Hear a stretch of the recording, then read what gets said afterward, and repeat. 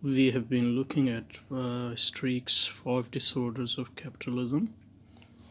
We looked at stagnation and oligarchic redistribution last time. The next one is the plundering of the public domain, and then corruption, and then global anarchy. So the move to, as we saw last time, the move to financial capital makes it possible to lower wages, lower the welfare benefits, or at least freeze them to the pre-financial capital levels, and that creates increasing inequality, because most of the growth occurs in the financial sectors and the cheap money goes to financial sector. And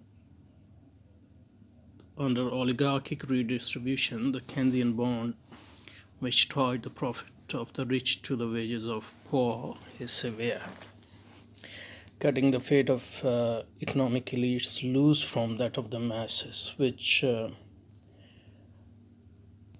reduces the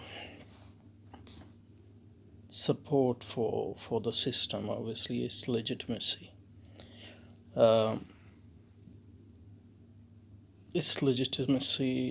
Both of capitalism and democracy. And then you see the rise of other means to foster legitimacy for the system, through wars, through racism, through conservatism, through nationalistic movement, through directing the rage against the immigrants or the other in the first world countries. So in the US and elsewhere, the rich mobilize against trade unions, and so reducing the power of trade union. It's important to keep the wages low, and keep the working conditions according to what fits the interests of the capitalists and not the masses.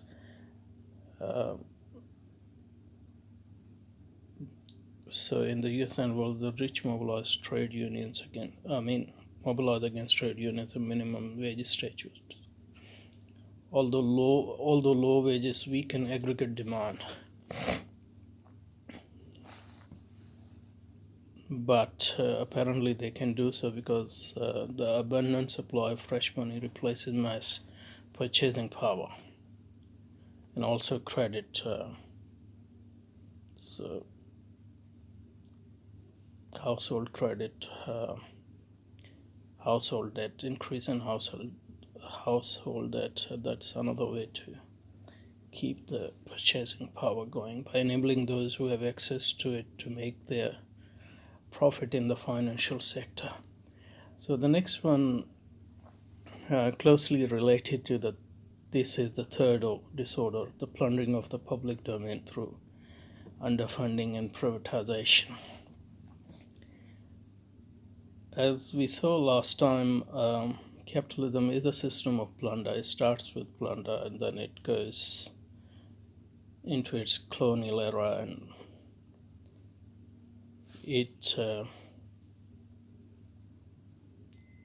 commits the unprecedented plunder in the history throughout the world, which in many ways is still going on.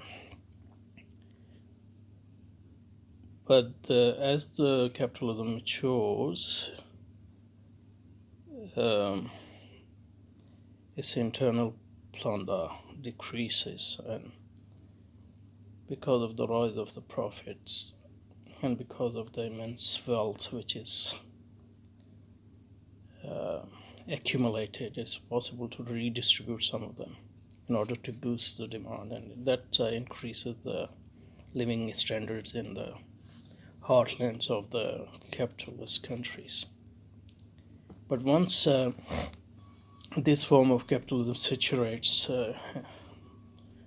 and the capital accumulation moves to financial capital, and that becomes the main arena of capitalist accumulation, the interest of the capital in general move from the production sector to the financial sector. And the interest of the accumulation of financial sectors are totally different from the interest of accumulation in the production sector. So now you need lower taxes. So you have to dismantle that system, and that is dismantled through privatization is one of the means. And privatization provides an arena for another internal plunder for the capitalists. So the national assets are sold to the capitalist on very generous basis, and that provides the arena of growth for the capitalists, but it also achieves the purpose of reducing the ambit of the state, reducing the budget of the state, reducing the welfare state, and then lowering the taxes, which is related to, or which is needed for accumulation in the financial market. Similarly, the capital controls which were put during the production, during the welfare era, during the social democratic era, they are lifted so capital can move around very easily across the boundaries, and through that it is possible for capital to punish the governments which raise the taxes, for example. So it punishes them through moving from one area to another. So closely related to this is the third disorder, the plundering of the public domain through underfunding and privatization. I've elsewhere traced the origin of this. Foremost among the causes of this shift were the new opportunities offered by global capital markets since 1980s. Global capital markets since 1980s. And those opportunities were obviously also created through World Bank structural adjustment program, where the welfare state or strong nationalist states were dismantled in the third world in order to make greater space for cheap profits for the foreign capital. So this privatization process occurs both in the third world and the first world, and obviously the plunder in the third world is more savage because the legitimacy of the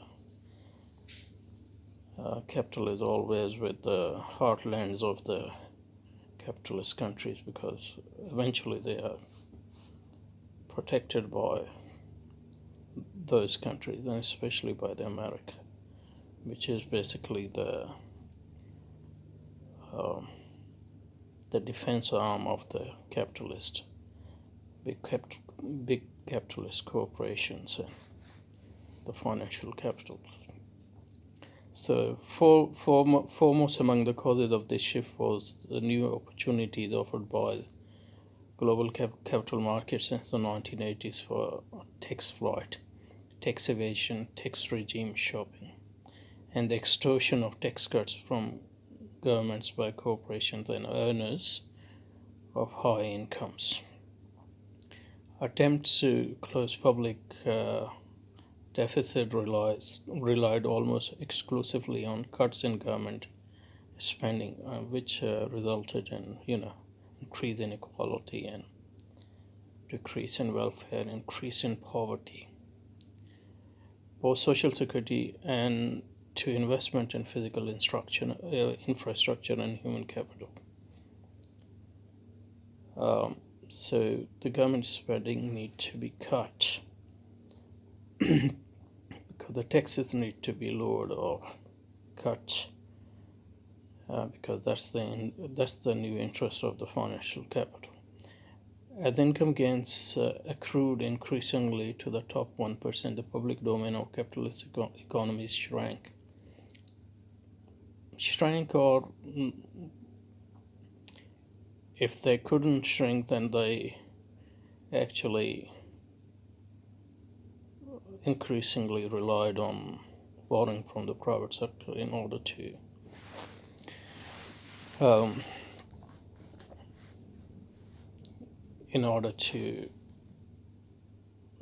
invest in the public domain, and that provided another accumulation and income source for the private capital. So the difference is the tax levied that belongs to the government, but the money it borrows from the private capital in order to perform its duties or to invest is not its money. It has to repay that money to the private capital, and that becomes a great source of income for the private capital as well. And as the government capacity shrank due to cuts and privatization, then governments relies more and more on private companies to perform its duties, and that provides another arena for investment as well as it weakens the government vis-a-vis the capital. So this is a vicious or virtuous circle depending on your point of view. So as income gains accrued increasingly to the top 1%, the public domain of capitalist economies shrank after dramatically starved in favor of intentionally mobile oligarchic wealth. Part of the process was privatization carried out regardless of the contribution public investment in productivity and social cohesion might have made to economic growth and social equity, because the purpose is accumulation, and everything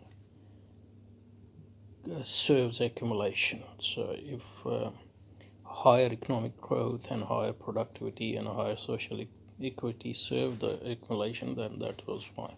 Now it doesn't serve the accumulation, so that has to go. Even before 2008, it was generally taken for granted that the fiscal crisis of the post-war state had to be resolved by lowering spending instead of raising taxes, especially on the rich. Consolidation of public finances by way of austerity was and is being imposed on societies, even though it is likely to depress growth. This would seem to be another indication that the economy of the oligarch has been decoupled from that of ordinary people, especially in the third world country, as the rich no longer expect to pay a price for maximizing their income at the expense of the non-rich, or for pursuing their interests at the expense of the economy as a whole. What may be surfacing here is the fundamental tension described by Marx between, on the one hand, the increasingly social nature of production. We all pay for that, one directly or indirectly, to the profits of the oligarchs. So that's the social nature of production in an advanced economy and society, and private ownership of the means of production on the other. It's really not private ownership as such, because what they are serving, the financial capital is serving, is the capital. And those who are really at the helm are the managers, not the owners of capital as such. So, as productivity growth requires more public provision, it tends to become incompatible with private accumulation of profits. Profits forcing capital elites to choose between the two. The result that we are seeing already today: economic stagnation combined with oligarchic redistribution. Since the accumulation mainly or predominantly occurs in the financial sector, that growth doesn't benefit the large part of population which is outside the ambit of that circuit. And since the higher taxes and welfare state and high wages are against the interests of the financial capitals, then what we see is the richer getting richer, the rich getting richer and the poor getting poor, obviously relatively speaking. So the bond between the rich and the poor becomes weakened, and the legitimacy of the system also is weakened, and hence the mushrooming of the extreme right wing and left wing movements in the mature capitalist countries.